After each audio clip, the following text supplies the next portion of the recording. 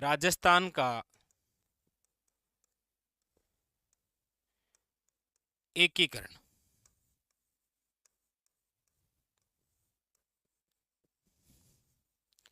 राजस्थान का एकीकरण देखिए,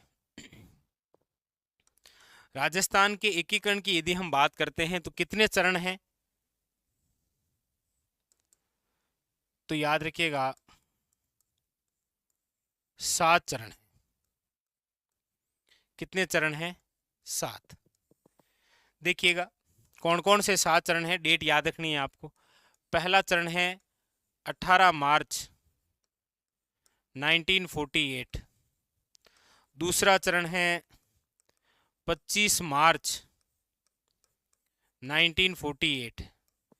तीसरा है 18 अप्रैल 1948। नंबर 4 है आपके सामने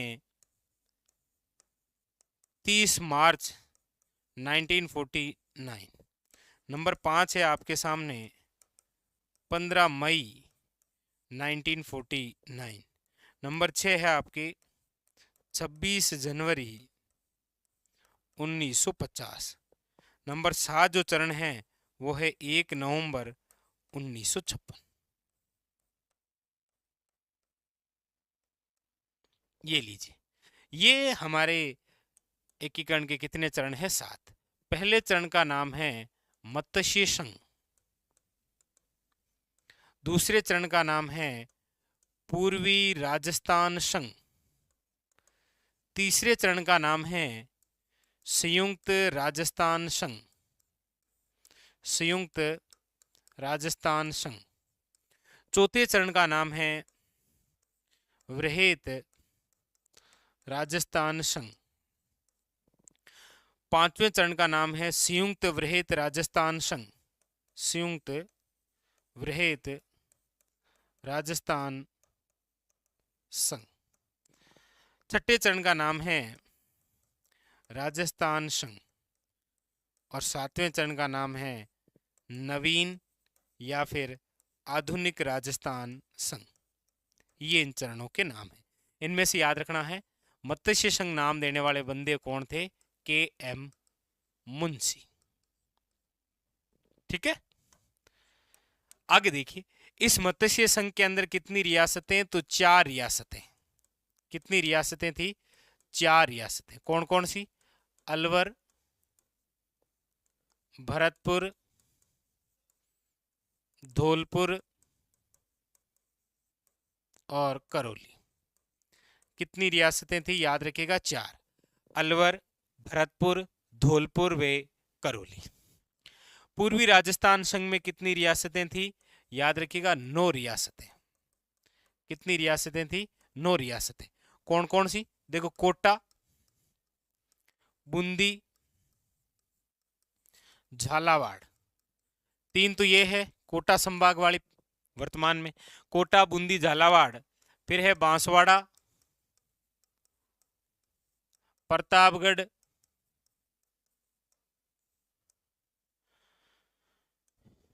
उदयपुर। फिर है आपके शाहपुरा, शाहपुरा, सॉरी उदयपुर क्या, यहां डूंगरपुर करिएगा भाई, डूंगरपुर। उदयपुर फिर तीसरे में है, डूंगरपुर, शाहपुरा, किशनगढ़ और टोंक। ये है आपके दूसरे चरण में। तीसरे चरण में एक ही रियासत है और वो है उदयपुर। तीसरी रियासत, तीसरे चरण में एक ही रियासत है, वो कौन सी है? उदयपुर। चौथे चरण के अंदर 4 रियासतें हैं। चौथे चरण में 4 रियासतें। कौन कौन सी? देखिए, जयपुर, जोधपुर, जैसलमेर वे बीकानेर।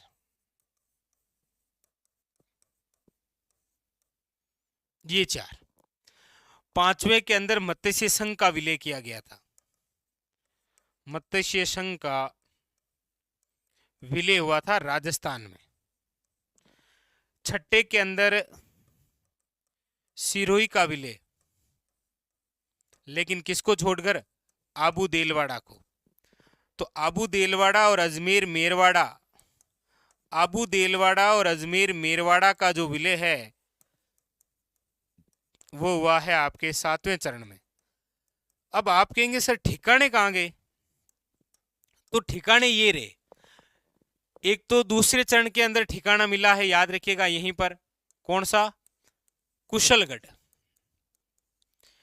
एक ठिकाना आपके चौथे चरण में मिला है लावा, लावा। और एक जो ठिकाना है वो 5वें चरण के अंदर मिला था निमराना। ये आपके प्रत्येक चरण के अंदर कौन कौन सी रियासतें कब विलय होती है वो सारी बात, ठीक है।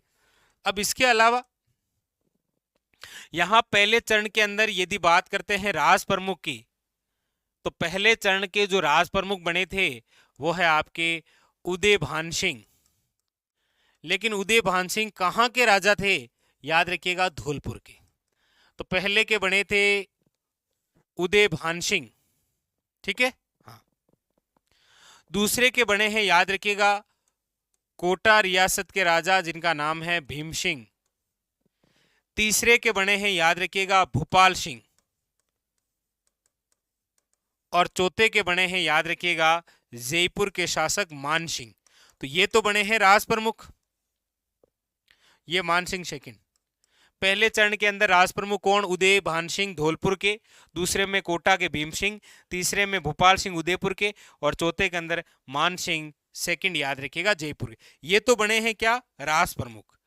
अब बात आती है प्रधानमंत्री की।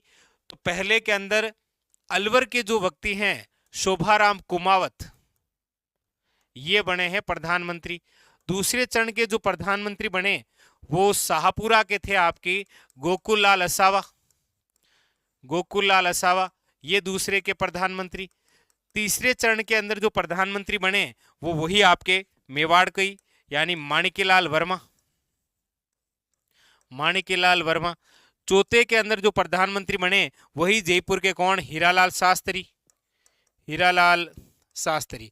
ये तो सारे के सारे क्या थे? प्रधानमंत्री। अब इसके अलावा उद्घाटनकर्ता और कौन कौन थे? तो देखिए, पहले चरण के और दूसरे चरण के, इन दोनों के जो उद्घाटनकर्ता रहे, इन दोनों के जो उद्घाटनकर्ता वो है NV गोडगिल, नरहरि विष्णु गोडगिल, नरहरि विष्णु गोडगिल। तीसरे चरण के जो उद्घाटनकर्ता रहे वो थे आपके नेहरू जी, और चौथे के जो थे वो थे पटेल साहब। पहले चरण की जो राजधानी बनी थी, याद रखिएगा, वो है अलवर। पहले चरण की राजधानी जिसे बनाया गया था वो है अलवर।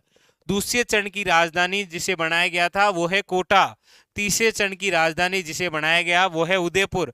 और चौथे की राजधानी जो हमेशा रही जयपुर, जो आज भी है जयपुर।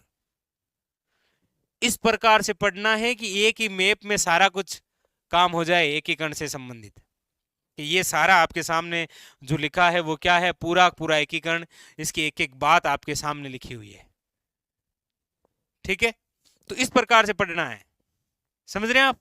और याद रखिएगा 7वें चरण के अंदर दो विशेष बात, सुनील ठप्पा तो मिला है हमें, MP का क्षेत्र था ये, MP का राजस्थान में विलय, हमें मिला ठप्पा, हमने इनको दिया है सिरोंज, सिरोंज का MP में विलय।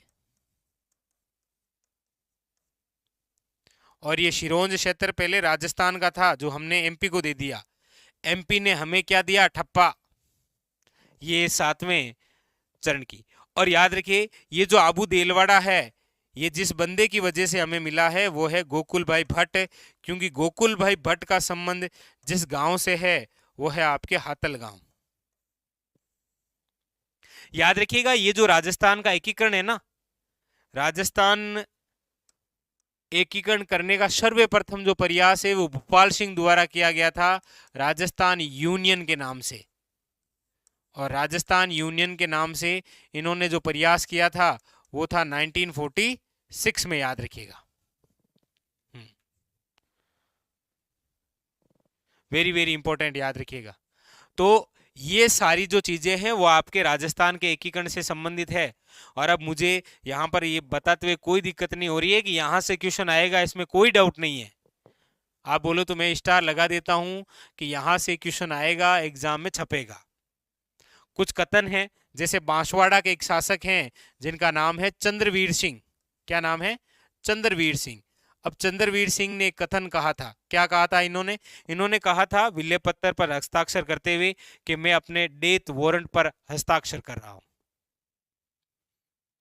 ये मेरा बताने का तात्पर्य ये है कि आपको इस प्रकार से पढ़ना है, इतनी सारी चीजें पढ़नी है कि जब आप उसके स्वयं शॉर्ट नोट्स या उसे स्वयं जब लिखें तो एक ही पेज में सारी कुछ चीजें लिख दें। ये होते हैं शॉर्ट नोट्स जो एक ही पेज में आपके लिए लिखे जाते हैं।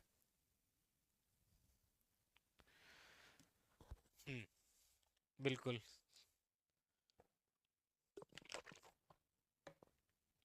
बिल्कुल, सभी की शाबाश। चलें आगे।